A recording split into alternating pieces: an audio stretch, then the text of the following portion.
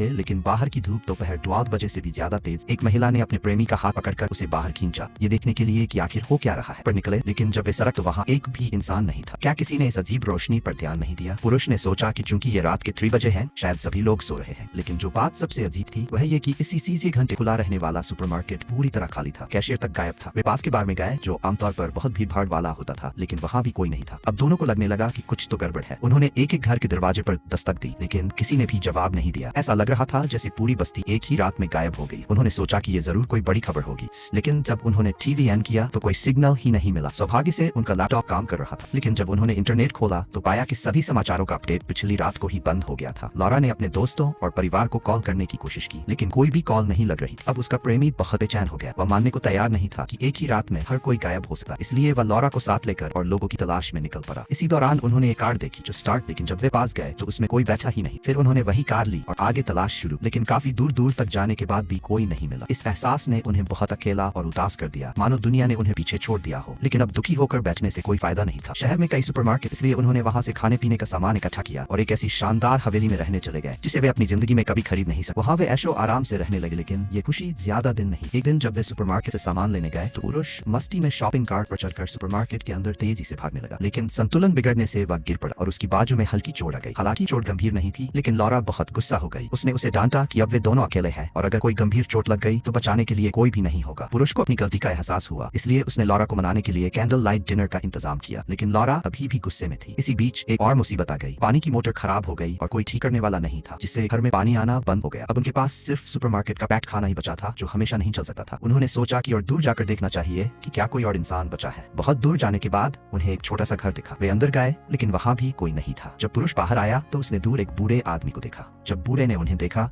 तो डर के मारे उसके हाथ से चीजें गिर गई। पुरुष ने दौड़कर उसे रोका और बताया कि वे कोई खतरा नहीं। धीरे धीरे बूढ़ा शांत हुआ। उन्होंने उसे घर के अंदर बिठाया और खाने पीने की चीजें दी, क्योंकि वह बहुत कमजोर लग रहा था। बूढ़े व्यक्ति ने उन्हें अपनी कहानी सुनाई। वह भी लंबे समय से लोगों की तलाश कर रहा था, लेकिन जब कोई नहीं मिला तो उसने उम्मीद छोड़ दी। तीनों ने थोड़ा समय साथ बिताया और फिर सोने चले गए। लेकिन अगली सुबह पुरुष ने लॉरा को एक बुरी खबर दी। बूढ़े व्यक्ति की रात में ही मृत्यु हो गई थी। उन्होंने उसका अंतिम संस्कार किया। इस घटना ने पुरुष को और सतर्क बना दिया। उसने सुपरमार्केट से ढेर सारी टेप इकट्ठा की और जब भी वह कोई खाली घर देखता तो दरवाजे पर टेप चिपका देता, ताकि उसे याद रहे कि वहाँ कोई नहीं था। उन्होंने पूरी बस्ती की तलाशी ली, लेकिन एक भी इंसान नहीं मिला। लॉरा अब मानसिक रूप से बहुत कमजोर हो चुकी थी। तब पुरुष उसे एक खूबसूरत घाटी में ले गया ताकि उसका मन हल्का हो सके। उसकी इस कोशिश ने लॉरा को भावुक कर दिया। वे दोनों एक दूसरे के गले लग गए और उनके बीच की सारी गलतफहमियां खत्म हो गई। घर लौटने के बाद लॉरा ने अपना लैपटॉप खोला और देखा कि उसे एक नया ईमेल मिला था। हैरानी की बात यह थी कि ईमेल का टाइम स्टैम्प जून का था, जबकि अब अगस्त चल रहा था। तब वे इस जगह पर आए भी नहीं थे। ईमेल में इस जगह की तस्वीरें थीं जो लॉरा को सोच में डालने लगी। उसी समय पुरुष लॉरा की हाल की तस्वीरें